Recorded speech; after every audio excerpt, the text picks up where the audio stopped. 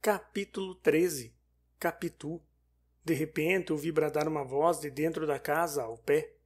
Capitu! E no quintal. Mamãe! E outra vez na casa. Vem cá! Não me pude ter. As pernas desceram-me os 3 degraus que davam para a chácara e caminharam para o quintal vizinho. Era costume delas, às tardes e às manhãs também. Que as pernas também são pessoas, apenas inferiores aos braços, e valem de si mesmas, quando a cabeça não as rege por meio de ideias. As minhas chegaram ao pé do muro. Havia ali uma porta de comunicação mandada rasgar por minha mãe, quando o Capitu e eu éramos pequenos. A porta não tinha chave, nem taramela. Abria-se empurrando de um lado ou puxando de outro, e fechava-se ao peso de uma pedra pendente de uma corda. Era quase que exclusivamente nossa. Em crianças, fazíamos visita batendo de um lado e sendo recebidos do outro com muitas mesuras. Quando as bonecas de Capitu adoeciam, o médico era eu. Entrava no quintal dela com um pau debaixo do braço para imitar o bengalão do Dr. João da Costa. Tomava o pulso à doente e pedia-lhe que mostrasse a língua. É surda, coitada! Exclamava Capitu. Então eu coçava o queixo como o doutor e acabava mandando-lhe aplicar umas sanguessugas ou dar-lhe um vomitório. Era a terapêutica habitual do médico. Capitu? Mamãe, deixa de estar esburacando o muro. Vem cá. A voz da mãe era agora mais perto, como se viesse já da porta dos fundos. Quis passar ao quintal, mas as pernas, há pouco tão andarilhas, pareciam agora presas ao chão. Afinal, fiz um esforço, empurrei a porta e entrei. Capitu estava ao pé do muro fronteiro, voltada para ele, riscando com um prego. O rumor da porta fê-la olhar para trás. Ao dar comigo, encostou-se ao muro, como se quisesse esconder alguma coisa. Caminhei para ela. Naturalmente levava o gesto mudado, porque ela veio a mim e perguntou-me inquieta. — Que é que você tem? Eu? Nada. Nada não. Você tem alguma coisa. Quis insistir que nada, mas não achei língua. Todo eu era olhos e coração. Um coração que desta vez ia sair, com certeza, pela boca fora. Não podia tirar os olhos daquela criatura de 14 anos, alta, forte e cheia, apertada em um vestido de chita, meio desbotado, os cabelos grossos, feitos em 2 tranças, com as pontas atadas uma à outra, à moda do tempo, desciam-lhe pelas costas. Morena, olhos claros e grandes, nariz reto e comprido, tinha a boca fina e o queixo largo. As mãos, a despeito de alguns ofícios rudes, eram curadas com amor. Não cheiravam a sabões finos nem águas de toucador, mas com água do poço e sabão comum trazia-as sem mácula. Calçava sapatos de duraque, rasos e velhos, a que ela mesma dera alguns pontos. — Que é que você tem? — Não é nada, balbuciei finalmente, e emendei logo. — É uma notícia. — Notícia de quê? Pensei em dizer-lhe que ia entrar para o seminário e espreitar a impressão que ele faria. Se a consternasse, é que realmente gostava de mim. Se não, é que não gostava. Mas todo esse cálculo foi obscuro e rápido. Senti que não poderia falar claramente. Tinha agora à vista, não sei como. Então, você sabe... Nisto olhei para o muro, o lugar em que ela estivera riscando, escrevendo ou esburacando, como dissera a mãe. Vi uns riscos abertos e lembrou-me o gesto que ela fizera para cobri-los. Então quis vê-los de perto e dei um passo. Capitu agarrou-me, mas, ou por temer que eu acabasse fugindo, ou por negar de outra maneira, correu adiante e apagou o escrito. Foi o mesmo que acendera em mim o desejo de ler o que era. Capítulo 14. A inscrição. Tudo o que contei no fim do outro capítulo foi obra de um instante. O que se lhe seguiu foi ainda mais rápido.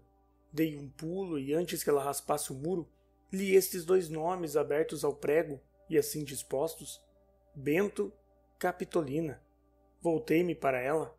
Capitu tinha os olhos no chão. Ergui-os logo, devagar, e ficamos a olhar um para o outro. Confissão de crianças. Tu valias bem 2 ou 3 páginas, mas quero ser poupado. Em verdade, não falamos nada. O muro falou por nós. Não nos movemos. As mãos é que se estenderam pouco a pouco, todas 4 pegando-se, apertando-se, fundindo-se. Não marquei a hora exata daquele gesto. Devia tê-la marcado. Sinto a falta de uma nota escrita naquela mesma noite e que eu poria aqui com os erros de ortografia que trouxesse, mas não traria nenhum. Tal era a diferença entre o estudante e o adolescente. Conhecia as regras do escrever, sem suspeitar as do amar. Tinha orgias de latim e era virgem de mulheres. Não soltamos as mãos, nem elas se deixaram cair de cansadas ou de esquecidas.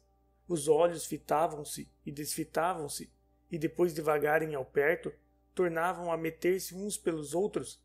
Padre Futuro estava assim diante dela como de um altar, sendo uma das faces a epístola e a outra o evangelho. A boca podia ser o cálice, os lábios a patena. Faltava dizer a missa nova, por um latim que ninguém aprende, e é a língua católica dos homens. Não me tenhas por sacrílego, leitora minha devota. A limpeza da intenção lava o que puder haver menos curial no estilo. Estávamos ali com o céu em nós. As mãos unindo os nervos faziam dar duas criaturas uma só, mas uma só criatura seráfica. Os olhos continuaram a dizer coisas infinitas. As palavras de boca é que nem tentavam sair, tornavam ao coração caladas como vinham. Capítulo 15. Outra voz repentina. Outra voz repentina, mas desta vez uma voz de homem. Vocês estão jogando o siso? Era o pai de Capitu, que estava à porta dos fundos ao pé da mulher. Soltamos as mãos depressa e ficamos atrapalhados. Capitu foi ao muro e, com o prego, disfarçadamente apagou os nossos nomes escritos. Capitu. Papai, não me estragues o reboco do muro. Capitu riscava sobre o riscado, para apagar bem o escrito. Pádua saiu ao quintal a ver o que era, mas já a filha tinha começado outra coisa, um perfil que disse ser o retrato dele, e tanto podia ser dele como da mãe. Fê-lo rir era o essencial. De resto, ele chegou sem cólera, todo meigo, apesar do gesto duvidoso ou menos que duvidoso em que nos apanhou. Era um homem baixo e grosso, pernas e braços curtos, costas abauladas, dando-lhe veio a alcunha de tartaruga, que José Dias lhe pôs. Ninguém lhe chamava assim lá em casa, era só o agregado. Vocês estavam jogando o siso? Perguntou. Olhei para um pé de sabugueiro que ficava perto. Capitu respondeu por ambos. Estávamos, sim, senhor, mas Bentinho ri logo, não aguenta. Quando eu cheguei à porta, não ria. Já tinha rido das outras vezes. Não pode. Papai quer ver? E séria fitou em mim os olhos, convidando-me ao jogo. O susto é naturalmente sério. Eu estava ainda sob a ação do que trouxe a entrada de Pádua e não fui capaz de rir, por mais que devesse fazê-lo, para legitimar a resposta de Capitu. Esta, cansada de esperar, desviou o rosto, dizendo que eu não ria daquela vez por estar ao pé do pai, e nem assim ri. Há coisas que só se aprendem tarde. É mister nascer com elas para fazê-las cedo, e melhor é naturalmente cedo que artificialmente tarde. Capitu, após 2 voltas, foi ter com a mãe, que continuava à porta da casa, deixando-nos a mim e ao pai encantados dela. O pai, olhando para ela e para mim, dizia-me, cheio de ternura, quem dirá que esta pequena tem 14 anos? Parece 17. Mamãe está boa? Continuou voltando-se inteiramente para mim. Está. Há muitos dias que não a vejo. Estou com vontade de dar um capote ao doutor, mas não tenho podido. Ando com trabalhos da repartição em casa.